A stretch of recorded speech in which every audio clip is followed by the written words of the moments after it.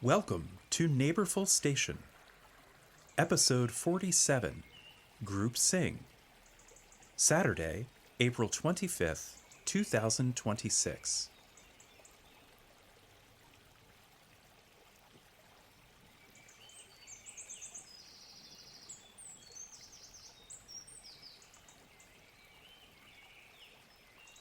Saturday morning finds you standing on the College Avenue Bridge over the river, waiting to meet your friends and neighbors for a visit to the farmers market on the north side of town.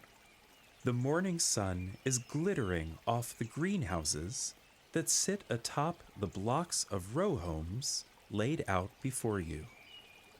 On the steep ridge behind them, you see the dense network of oak and maple tree branches covered in their neon green fuzz of new leaves. You smell freshly laid mulch on the west wind. You grip the smooth and cool aluminum railing of the bridge, and as you listen to the river meandering beneath your feet, you take a steady breath.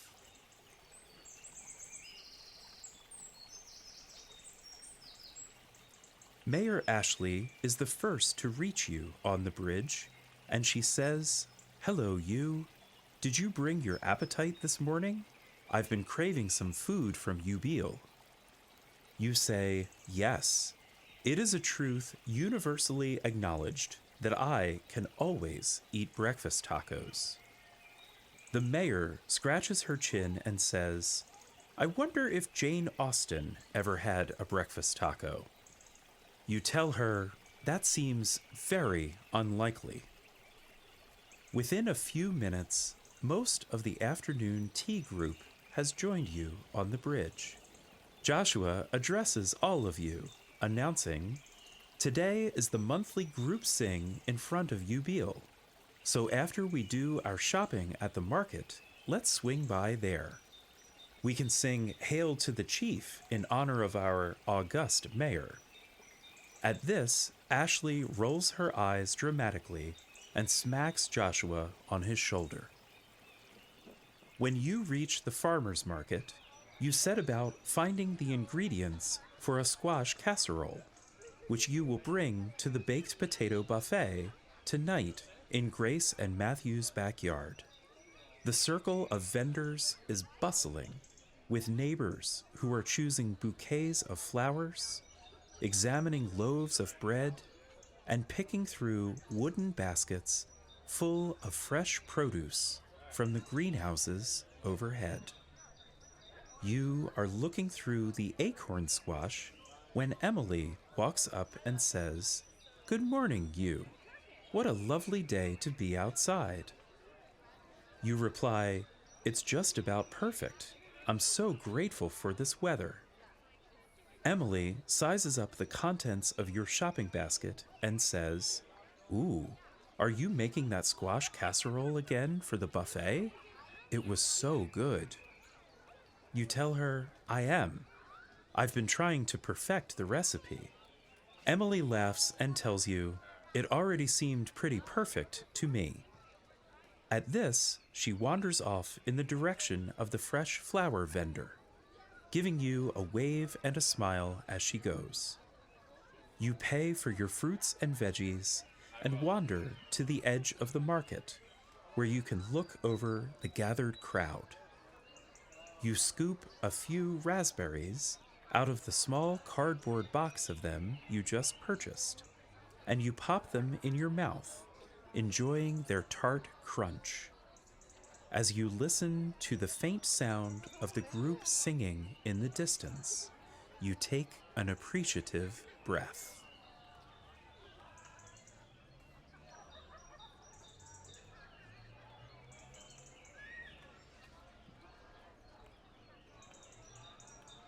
Joshua walks up to you with an armload of shopping bags and asks, "Are you ready to sing?" You say, "Yes. I'm not sure I can carry a tune, but I make up for it with enthusiasm." Joshua smiles and tells you, "That's all we can ask. Right this way." As the two of you approach Ubiel, tucked away on a corner of the plaza where the farmers market takes place, you see a large group of people massed in a circle in front of the restaurant. You see Kevin and Tim with their kids, Jada and DeAndre. You also see Matthew, Grace, Chris, and Claire. Matthew has Claire on his hip and is swaying with the music as Claire plays with his sunglasses. A younger woman you do not recognize steps forward and says to the group, "My name is Maliha. I am new here. I want to sing a song for you, a song from home that is special to me. In English, it is called Dawn Bird. I am sorry that you do not know the words yet, but perhaps I can teach you." At this, she begins to sing.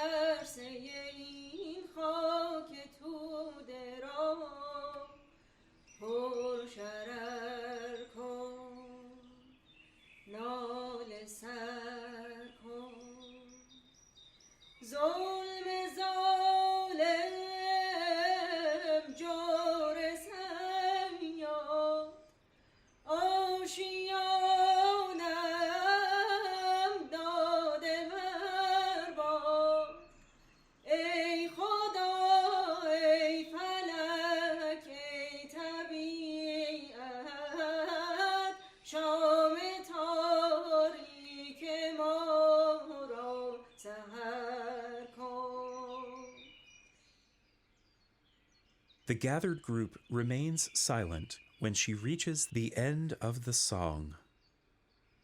And as you notice your heart soaring in your chest, you take a thoughtful breath.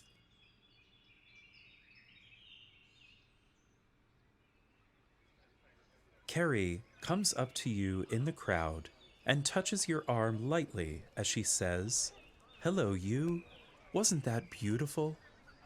You say, "It was stunning." Carrie says, "I've got a favor to ask. It's kind of a big one." You tell her, "Try me." She nods and continues, "I'm wondering if you can cover my puzzle exchange assignment for next weekend. I'm supposed to go down to the retreat center at the beach and swap out all of the puzzles there before the summer season gets going. You can make it a day trip if you like. You're also welcome to spend the whole weekend there for free. Is that something you'd be up for doing?" You laugh from your belly, throwing your head back as you say, "Yes, Carrie, I will go to the beach for the weekend just as a favor to you." Carrie laughs as well as she says, "It's hardship duty, I know. Thank you for your sacrifice." It is such a joy to gather with you. Thank you for coming home to our town. Visit us today at neighborfulstation.us, where we invite you to join us as an official town resident. Hi, it's Casper from New York, and I'm calling to share my experience of hospitality that I got to receive in the many, many different homes while traveling with a touring choir. So I was one of 16 singers that spent 3 months on the road traveling through Italy, Switzerland, Germany, and the UK. And mostly we would stay in homestays.